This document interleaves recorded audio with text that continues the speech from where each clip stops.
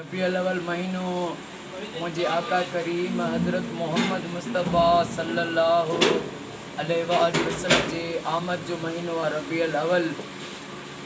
रबीउल अव्वल में असां त 12 ही महीना आका करीम सल्लल्लाहु अलैहि वसल्लम जो मीलाद मल्हाईंदा आहियूं। 12 ही महीना रोज़ लख सलवात शरीफ़ महबूबन जी बारगाह में पेश कंदा आहियूं।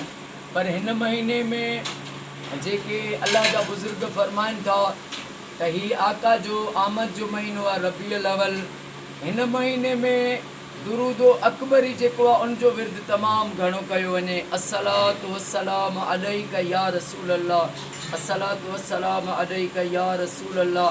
छो जो आका जी आमद आहे त हिन में दुरूद बि आहे ऐं सलाम बि आहे। इहो दुरूद पाक किताब में मूं पढ़ियो त रबीउल अव्वल में जेको मुसलमान भाउ या असांजी भेण इन दुरूद पाक जो विर्द लख महीने में लख बार पढ़ंदो उनखे ख्वाब में नबी साईं जो दीदार थींदो। ऐं इहा जेके दुरूद शरीफ़ हिकिड़ी वाहिद इबादत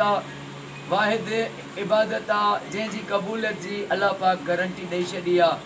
ऐं आका करीम जे हिन आमद जे महीने में सभई मुसलमान कसरत सां दुरूद पढ़ो ऐं पंहिंजे घरनि में लख दुरूद पाक पढ़ायो। अल्लाह पाक तव्हांखे एडवोकेट हाई कोर्ट मुजाहिद साईं फुलपोटो साईं बादशाह खे, हाजी सनाउल्ला फुलपोटो साईं खे, इन घराने खे क़यामत ते आबाद फरमाए। साईं जेके सीनियर साहब आया सलीम रज़ा शेख साहब खे, अशरफ मुगल साईं खे, साईं जे बचड़नि खे अल्लाह साईं आका जी आमद जे सदके हर मुश्किलातुनि खां पनाह अता फरमाए।